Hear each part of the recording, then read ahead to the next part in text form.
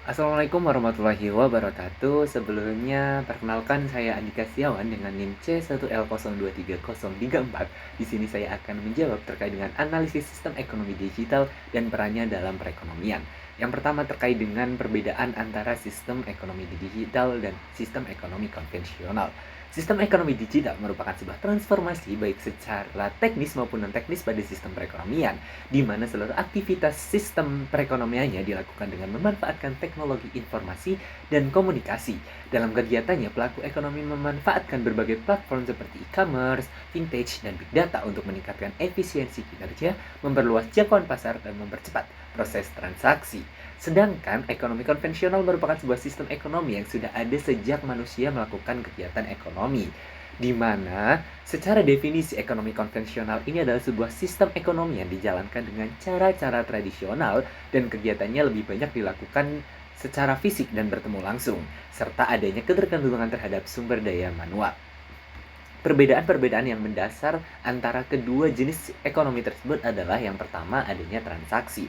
Jadi di sistem ekonomi digital mengandalkan transaksi online seperti e-commerce, pembayaran digital. Sedangkan ekonomi konvensional lebih banyak menggunakan transaksi tatap muka atau secara tunai. Yang kedua terkait dengan infrastruktur, jadi ekonomi digital memerlukan konektivitas internet dan platform digital. Sementara itu, ekonomi konvensional mengandalkan toko fisik, pasar tradisional dan jaringan distribusi konvensional. Yang ketiga ada jangkauan pasar. Jadi ekonomi digital memungkinkan perluasan pasar secara nasional dan global, sedangkan dalam ekonomi konvensional sangat-sangat terbatas hanya pada wilayah geografis tertentu. Yang keempat itu adanya efisiensi. Jadi otomatisasi dan analisis data dalam ekonomi digital dapat meningkatkan efisiensi, sementara dalam ekonomi konvensional lebih lambat karena prosesnya yang tergolong manual. Baik, selanjutnya soal yang kedua adalah bagaimana penerapan ekonomi digital ini di Indonesia, seperti itu. Ya, baik, jadi Indonesia telah menerapkan ekonomi digital ini dalam aktivitas kegiatan ekonomi di setiap harinya. Beberapa contoh penerapan ekonomi digital di Indonesia, itu yang pertama adanya e-commerce atau platform seperti Tokopedia, Bukalapak, dan Shopee yang telah merevolusi secara cara masyarakat berbelanja yang awalnya perlu datang ke toko secara offline, sekarang bisa dilakukan melalui home anywhere. Yang kedua ada vintage and pembayaran digital. Jadi penggunaan dompet digital dan layanan keuangan digital seperti GoPay, OVO, Dana, dan Link Aja dapat memudahkan transaksi keuangan tanpa uang tunai. Sementara itu, adanya KRIS atau Quick Response Code Indonesian Standard yang dikembangkan oleh Bank Indonesia memudahkan dalam akses pembayaran yang sudah dipakai pada sebagian besar UMKM yang ada di Indonesia, yang menyatukan berbagai metode pembayaran non-tunai di Indonesia. Yang ketiga itu adanya transportasi online. Jadi mungkin yang seperti kita ketahui seperti adanya Gojek, Grab itu merupakan salah satu bentuk revolusi ekonomi digital yang ada di Indonesia. Jadi penggunaan transportasi tersebut memudahkan masyarakat dalam memesan ojek online seperti itu. Yang keempat itu ada edutech atau penggunaan platform pendidikan digital seperti Ruang Guru, Zenius, Brainly, dan lain sebagainya yang uh, fitur aplikasi ini muncul saat adanya kegiatan belajar daring, yaitu saat pandemi COVID-19 yang memanfaatkan akses digital yang memudahkan siswa dan guru dalam mengakses materi pembelajaran secara online. Ya, baik, selanjutnya yang ketiga adalah analisis peran ekonomi digital dalam sistem perekonomian, yaitu dari efisiensi dan produktivitas, perluasan pasar, penciptaan lapangan kerja baru, dan peningkatan inovasi.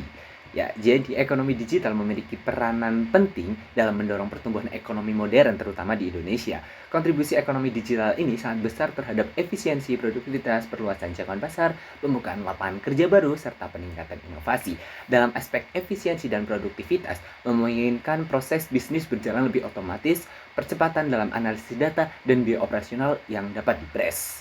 Selanjutnya, dalam perkembangan ekonomi digital ini memperluas akses pasar di berbagai wilayah, termasuk di daerah terpencil untuk menjual produknya ke pasar nasional hingga internasional melalui platform e-commerce.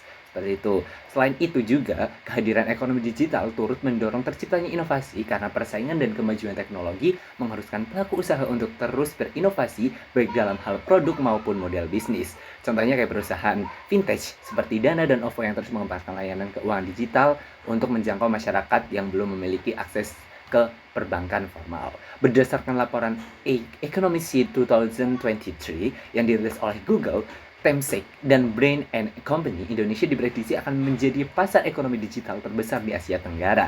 Indonesia diprediksi akan menjadi pasar ekonomi digital dengan potensi nilai mencapai 360 miliar dolar Amerika Serikat pada tahun 2030 nanti. Fakta ini mengindikasi bahwa digitalisasi telah menjadi fondasi penting dalam mendorong pertumbuhan ekonomi Indonesia di tengah era teknologi yang terus berkembang. Oke, baik, setelah tadi kita membahas terkait dengan analisis peran ekonomi digital di Indonesia, sekarang kita membahas terkait dengan tantangan yang dihadapi pemerintah Indonesia, lebih khususnya dalam mengembangkan ekonomi digital ini. Oke, jadi tantangan yang dihadapi untuk mengembangkan ekonomi digital ini telah dilakukan beberapa solusi yang dilakukan oleh pemerintah Indonesia dalam mengembangkan potensi Indonesia ekonomi digital ini sehingga dapat menjadi sebuah opportunity bagi Indonesia sendiri. Beberapa tantangan yang dihadapi tersebut antara lain yang pertama adanya kesenjangan infrastruktur di berbagai wilayah. Kesenjangan ini yaitu masih terdapat beberapa wilayah di Indonesia, terutama di Indonesia Timur yang masih belum terjangkau dengan adanya infrastruktur yang memadai seperti itu. Yang kedua itu terkait dengan kendala rendahnya literasi digital untuk yang menjadi sebuah tantangan yang sangat-sangat perlu ditangani oleh pemerintah Indonesia. Jadi bentuk kendala hal ini adalah rendahnya resiko literasi digital yang yang bentuk masyarakat Indonesia ini belum sepenuhnya memanfaatkan terkait teknologi digital yang secara aman dan produktif. Sehingga hal ini menjadi sebuah risiko kebocoran data dan kejahatan cyber yang dapat meningkat sehingga tingginya aktivitas digital ini, perlindungan data pribadi dan keamanan cyber ini menjadi perhatian yang sangat penting. Untuk itu, pemerintah perlu menyesuaikan kebijakan dengan cepat karena perkembangan teknologi saat ini melampaui regulasi yang ada untuk menciptakan ekosistem digital yang inklusif dan berdaya saing. Pemerintah, sektor swasta, dan lembaga pendidikan perlu membangun kolaborasi yang lebih erat dan berkelanjutan sehingga tantangan-tantangan yang tadi dapat dicegah oleh pemerintah Indonesia sehingga ekonomi digital ini bisa menjadikan sebuah peluang untuk Indonesia sendiri. Baik, oke, yang terakhir adalah pandangan saya terhadap bagaimana sistem ekonomi digital ini berdampak pada masa depan perekonomian Indonesia dan bagaimana peran serta masyarakat dalam mendukung perkembangan ekonomi digital ini. Ya, jadi pandangan saya terhadap perkembangan teknologi ini, sebuah perkembangan ini menjadi sebuah dampak yang besar terutama bagi perekonomian Indonesia, di mana perkembangan ini membawa sebuah dampak baik terutama saat ini di mana masyarakat dapat memperoleh apa yang diinginkan serta dapat memenuhi segala kebutuhannya dengan cepat, mudah, dan efisien. Apabila perkembangan ini dapat dimanfaatkan dengan baik, pemerintah Indonesia akan beberapa tahun ke depan Indonesia dapat bersaing dengan negara-negara penguasa ekonomi seperti US, China, dan lain sebagainya dan dapat membuat negara Indonesia ini menjadi negara yang maju serta mandiri dalam bidang ekonomi. Adanya ekonomi digital ini membuka banyak peluang terutama bagi generasi muda yang dapat secara gamblang dalam memanfaatkan teknologi untuk menjadi entrepreneur digital tanpa perlu modal yang besar. Namun, kemajuan hal tersebut tidak lepas hanya berperan pada pemerintah dan perusahaan-perusahaan terkait. Jadi perlu adanya dukungan-dukungan dari masyarakat. Lalu bagaimana dukungan masyarakat tersebut? Jadi masyarakat dapat berperan aktif dengan meningkatkan literasi digital agar dapat memanfaatkan teknologi yang dengan bijak. Contoh kecilnya adalah pemanfaatan platform e-commerce pada UMKM dan perluasan jangkauan pemasaran yang beretika teknologi diperlukan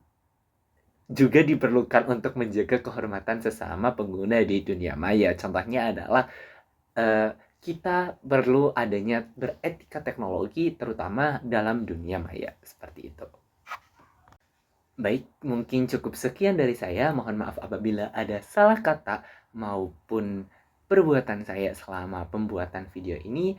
Dari saya sekian, terima kasih. Wassalamualaikum warahmatullahi wabarakatuh.